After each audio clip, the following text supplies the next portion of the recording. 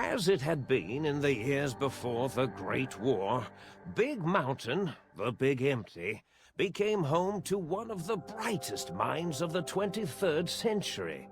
The Courier watched over the Big Empty for years to come, caring for it and keeping its discoveries safe until they were needed to help others, which had always been Big Mountain's purpose.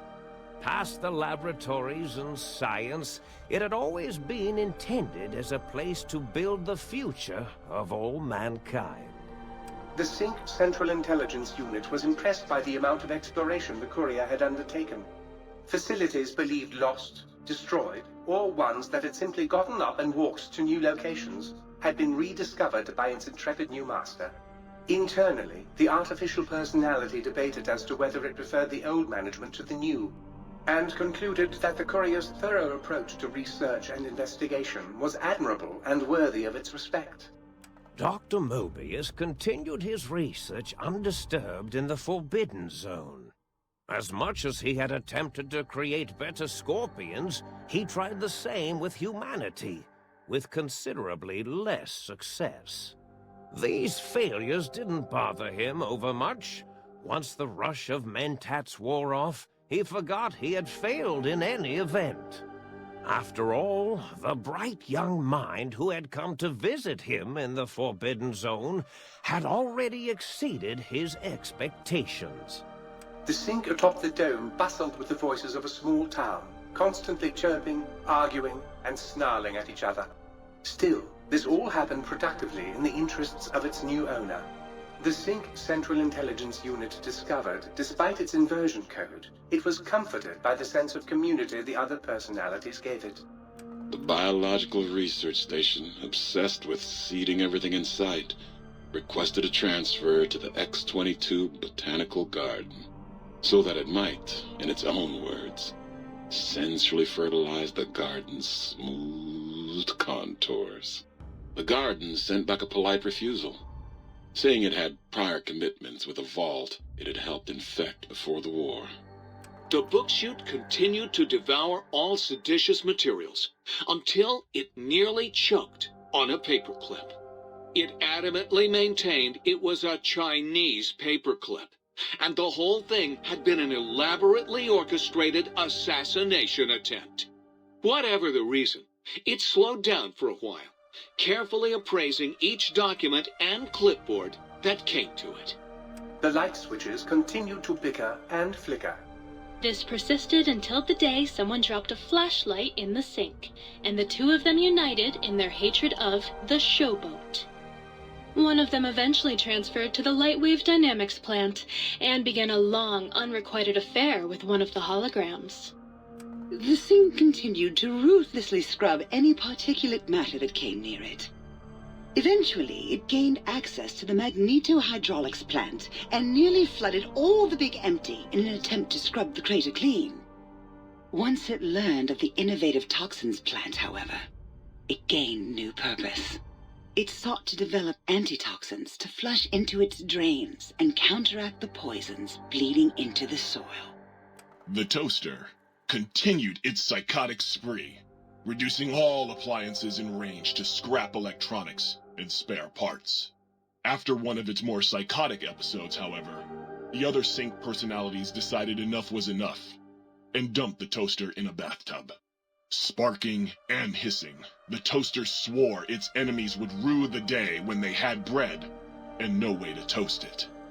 Muggy did his best to collect coffee cups, although in his quest, he accidentally trapped himself in Higgs Village. It might have been the end for poor Muggy, except he found it peaceful there, tidying up the kitchens of the think tank professors back when they had been flesh and bone. Well, except for Dr. O, who was an asshole for having created Muggy in the first place. Muggy left O's house deliberately dirty, punishing the dishes and cups that lived there in blind revenge for serving Dr. O. Blind old Jefferson, with sounds the courier brought him, created a symphonic counter-frequency that saved Big Mountain from sonic invasion in 2910. If you didn't hear about it, good. It was rumored by the other personalities that he had a brief fling with the light switches. Although he forgot their names much too often and was soon left in the dark as punishment. Autodoc, always gentle and methodical, kept sewing up the courier in all the right places when the skin split open from repeated wear and tear. The Autodoc was just glad to have purpose again. It heard its simpler brothers and sisters who got shipped to the Sierra Madre were bored out of their skulls in that toxic dead city. In time, the Autodoc found a way to deactivate the Y-17 trauma harnesses, releasing the corpses they had held prisoner for almost 200 years. As the courier ran through the X-8 facility multiple times, the computers analyzed the test subject's movements. Rather than performing a superficial observation, they realized the subject barely knew what communism was, or even what a high school was. This confused them for a time, until the facility finally realized that its research had succeeded. So it let its cyber dogs out into the wastes to help protect small communities from physical aggression rather than communist propaganda. The infiltration program in X-13 felt spent, having repeatedly upgraded the stealth suit until it could upgrade it no more. It felt warm, fulfilled, and a bit sluggish. It realized not long after, the stealth suit had left it, without so much as a note on the nightstand. So the infiltration program sent out robo-brains into the wastes, looking for its wayward technology. It eventually found Repcon HQ, and set up a new research center, testing and murdering fiends who kept breaking into the facility. The courier left the brain at the Big Empty.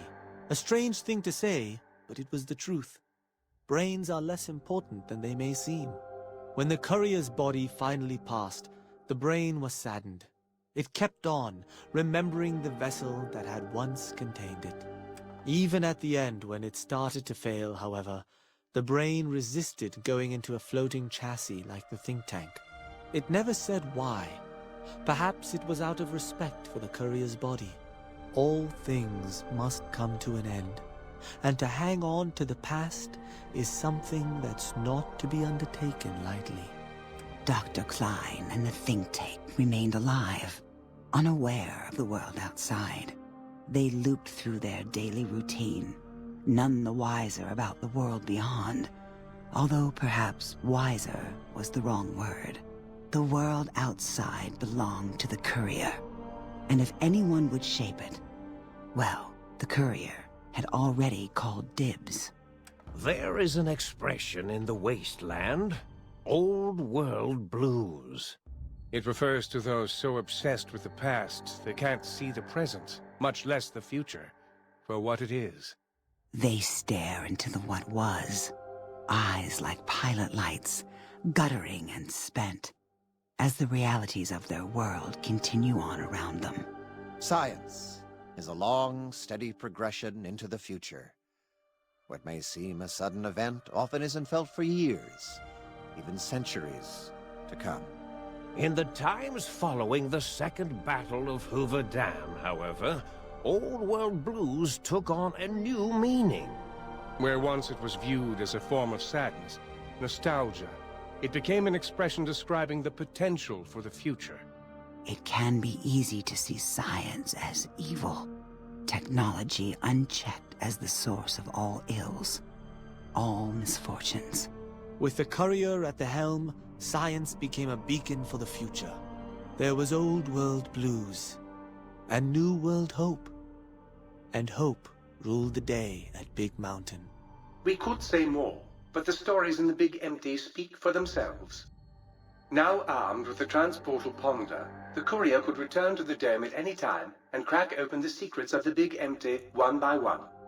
The Sync sat vigilant, waiting for its master to return, shoes covered in Mojave dust. Only one road yet remained, and it was one the courier had to walk alone.